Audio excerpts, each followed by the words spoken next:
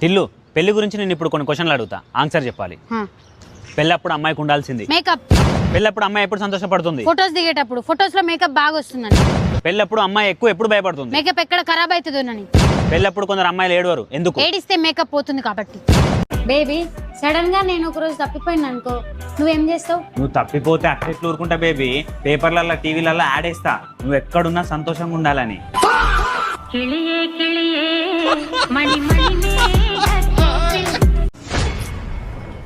Issue చాలా serious గా ఉంది, వెంటనే నీకు ప్లాస్టిక్ సర్జరీ చేయాలి.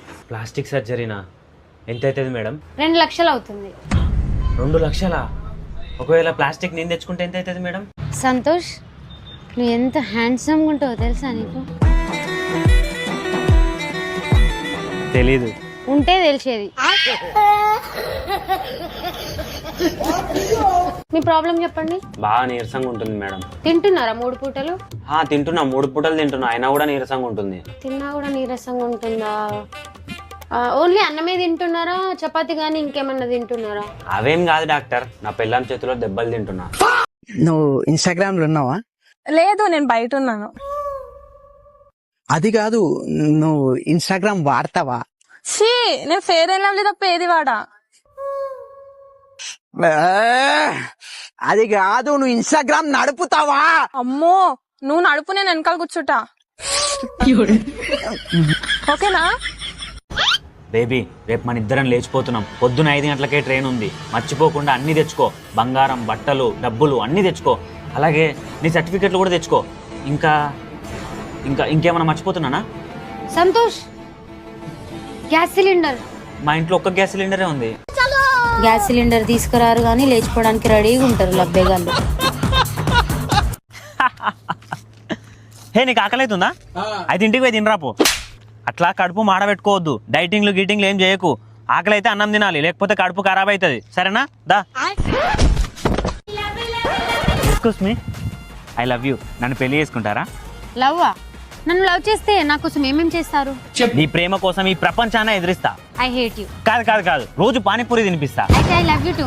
ఇంకేమేం చేస్తావు? నీకోసం కష్టపడి గవర్నమెంట్ జాబ్ తెచ్చుకొని నిన్ను బాగా చూసుకుంటాను. అయితే ఐ హేట్ యూ. లేదు లేదు, అసలు జాబే చేయను. ఇంట్లో ఉండి బోలు తోముతా, బట్టలు ఉతుకుతా, అన్నం కూర వండుతా, నీ కాళ్ళ దగ్గర పని మనిషిలా పడుంటా. అయితే double okay. I love you too. వీడేదో టెన్షన్ లో ఉన్నట్టున్నాడు, కాసేపు ఆడుకుందాం. ఏప్రిల్ ఫూల్, ఫూల్ అయినావు, ఏప్రిల్ ఫూల్ ఫూల్. కొత్తగా ఇప్పుడు ఫూల్ అయ్యేదేముంది? 2 సంవత్సరాల క్రితం నిన్ను లవ్ చేసినప్పుడే అయినా కదా.